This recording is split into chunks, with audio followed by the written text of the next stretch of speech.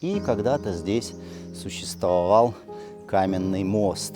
Ну, вот этой конструкции, по заверениям ученых, что-то около 1000 лет. И вот там вот торчит блок, я только что туда залезал, измерял рулеткой, и у меня получилось примерно 2 кубометра. В одном кубометре примерно 2,7 тонны. Давайте посмотрим, какие у нас тут есть следы добычи. Ну, в принципе, схожие следы мы видим и на некоторых блоках. Наверное, придется прыгать. Упс! Вот посмотрите, какие мощные отвалы. Видите, они все тянутся, тянутся и тянутся. И вот это вот все огромное пространство, оно было просто усеяно каменными карьерами.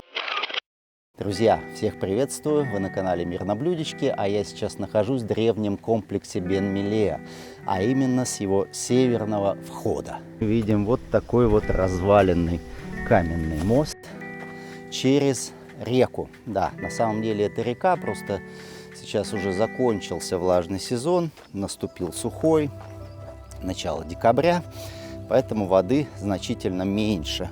Но если посмотреть налево, то вода есть. И когда-то здесь существовал каменный мост. И дальше по этому каменному мосту дорога шла непосредственно к самому комплексу. Ну и этот каменный мост состоял из совсем немаленьких блоков. Основа у него из латерита. Вот этот ноздреватый камень, да.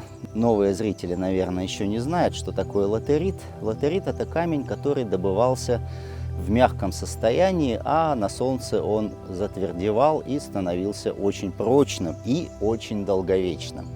Ну, вот этой конструкции, по заверениям ученых, что-то около 1000 лет. На самом деле мы, конечно, точно сказать не можем, потому что, ну, какие тут могут быть датировки у этих каменных блоков. И блоки, в общем-то, не такие уж и маленькие, как казалось бы. Вот когда мы смотрим вот на это безобразие, да, на вот эти руины, нам кажется, что блоки, в общем-то, совсем небольшие, и ничего-то тут такого загадочного и нет. На самом деле есть блоки и побольше. Вот смотрите на этот. И вот там вот торчит блок, я только что туда залезал, измерял рулеткой, и у меня получилось примерно 2 кубометра. В одном кубометре примерно 2,7 тонны содержится песчаника, то есть вот примерно получается у нас, ну, как минимум 5 тонн вес одного блока. Вот этот комплекс Бен-Мелея, он был построен как раз из песчаника, который добывали здесь поблизости. И сейчас мы проедем на старую каменоломню, ну, самую известную каменоломню, туда даже возят туристов. Дело в том, что я здесь был позавчера и обнаружил, что там сейчас проводятся раскопки. И это совершенно удивительная история, сейчас вы сами все увидите. Мне сейчас предстоит долгий путь обратно, потому что комплекс этот, конечно, огромный. Он построен, кстати, из огромных мегалитических блоков. Ну, некоторые блоки, которые я измерял, они были весом по 8 тонн, вот так вот примерно. Можете себе представить. Ну, скажу для тех, кто недавно смотрит наш канал, может быть, не все видео видел, я уже упоминал в каких-то своих видео, что, например, индийский слон может переносить примерно 1, ну максимум 1,5 тонны на короткое расстояние. В этом же комплексе мы имеем дело с блоками гораздо большего размера. Но не вот эти вот блоки здесь на северном входе, да, они достаточно компактные, надо сказать, для древних архитекторов, для древних строителей. То есть вот тут у нас была стена, видите, вот туда уходит стена, которая окружала все это сооружение. Ну и здесь была входная гапура, входной павильон. Мы уж не знаем, как он мог выглядеть, потому что видим только остатки, видим только руины. И камни здесь относительно небольшие, надо сказать.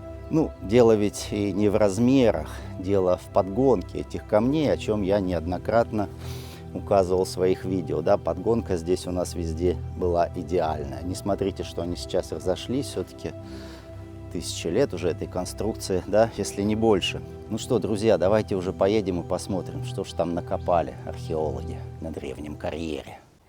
Посмотрите на это мегалитическое безумие.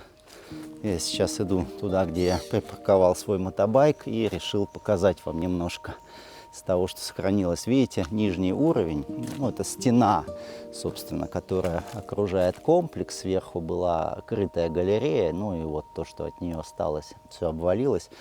Но вот этот цоколь, этот нижний уровень, он, конечно, идеален, просто идеален. Там такая нулевая подгонка, и все это идет вокруг всего комплекса, не прерываясь. Просто удивительно. Вот. Ну а каменоломня, она здесь буквально в 3 минутах езды. То есть совсем-совсем рядышком.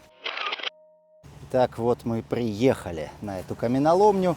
Ну, как я уже сказал, она посещается туристами. Редко, конечно, но все-таки посещается. То есть объект очень доступный.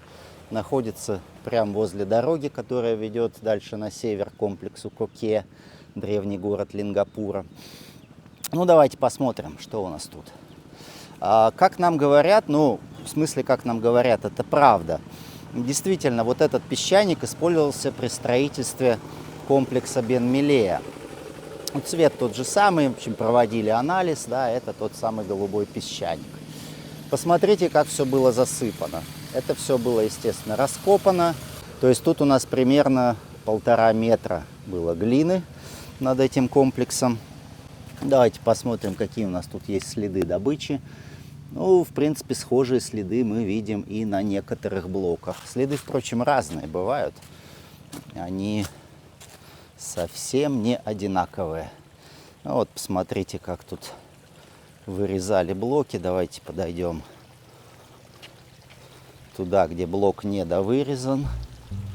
Ну, вот, посмотрите, как это происходило. И обратите внимание на внутренние поверхности. Они довольно-таки гладкие. То есть где-то мы здесь видим, сейчас только что видел, вот здесь, сейчас, секунду. Опс.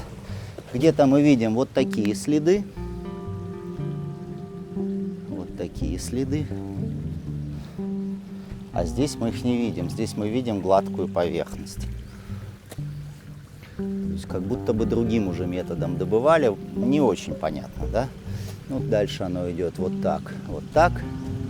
И дальше, судя по всему, предполагалось этот блок отделить снизу. Но что-то пошло не так.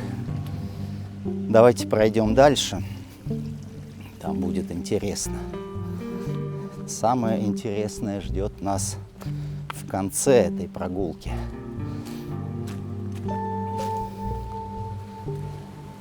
Сейчас нам надо пройти здесь под мостом, так как сухой сезон уже начался, то воды стало значительно меньше. Через месяц будет еще меньше.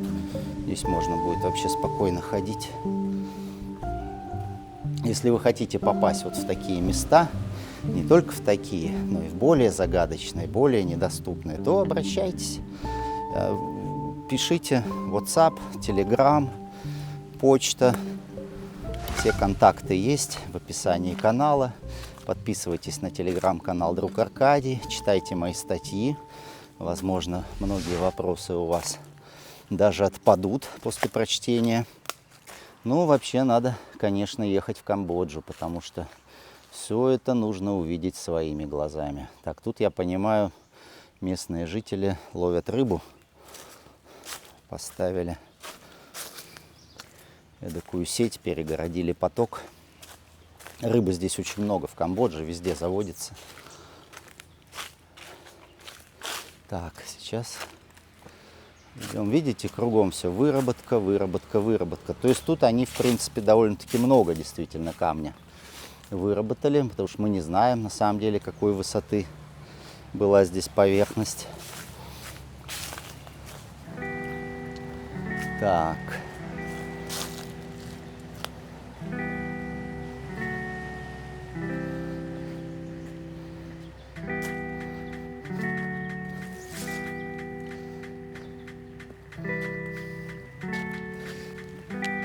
Видите, вот интересное свойство песчаника — это то, что он образуется слоями, и, соответственно, по вот этим вот горизонтальным слоям его и откалывают. Ну, это, конечно, у нас естественный процесс, то, что вы здесь видите. А вот эти дырочки внизу — это, скорее всего, следы водной эрозии. Ну, не знаю, врать не буду, но очень похоже на следы водной эрозии. Так вот, давайте сейчас, дальше уже нам не пройти. Дальше уже, как вы видите, разлилась река. А мы сейчас пройдем в какое-то интереснейшее место. Здесь проводятся раскопки. И вот, наконец-то, мы можем увидеть то, чего мы обычно нигде не видим. А именно отвалы отходов от камнедобычи. Вот они здесь везде лежат. Эти осколки песчаника. А сейчас я вам покажу древний слой. Только мне для этого надо как-то сюда спуститься. Я, честно говоря, даже не знаю как. Наверное, придется прыгать. Упс! Вот я и спрыгнул. Ну и вот, давайте посмотрим. Итак, у нас идет верхний слой земли. Тут, кстати, вперемешку с какими-то кирпичами. Это очень странно, откуда здесь взялись обломки кирпичей, да еще и в таком большом количестве. Может, это не кирпич, но очень похоже. Вот, дальше идет у нас слой глины. Слой глины. И вот внизу они докопались до древних отвалов. Вот они. Вот они, обломки песчаника, которые здесь когда-то были сложены, очевидно, кучей. А потом оказались засыпаны вот этим вот слоем глины. Вот он, ровненький слой глины. Что за слой глины, сложно сказать. Вполне возможно, что это естественный процесс образования почв. Потому что в тропических условиях подобные почвы образуются очень быстро. Гораздо быстрее, там, на порядок быстрее, чем в условиях, я не знаю, умеренного климата и так далее. Ну вот посмотрите, какие мощные отвалы. Видите, они все тянутся, тянутся и тянутся. Это вот к вопросу, которым многие задаются. Ну хорошо, каменоломни есть, а где же следы добычи? Ну непосредственно какие-то обломки камня, да, их нигде нет. А они, оказывается, есть. И есть они вот здесь под толстым слоем глины.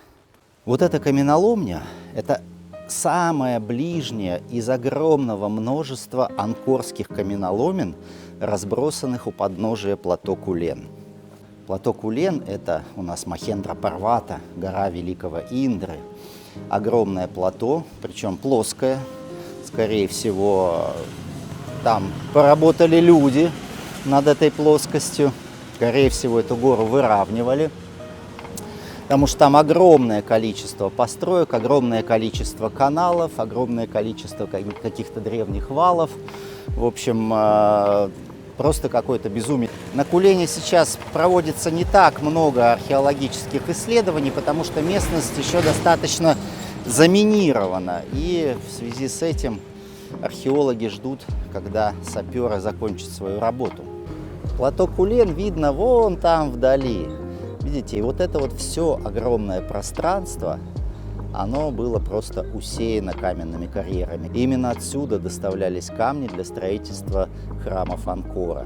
А между прочим, расстояние это здесь приличное, ну, примерно 50-60 километров до Анкора. Представьте себе, как древние тащили эти огромные каменные блоки. Ну, существует версия о водном пути. На самом деле эта версия тоже подвергается большим сомнениям. В общем, ни одной достоверной версии о том, как осуществлялась добыча камня, а также его транспортировка к месту постройки, до сих пор нет. Ну ладно, друзья, давайте попробуем все-таки добраться хотя бы до одной древней каменоломни, посмотрим, что там вообще есть интересненького.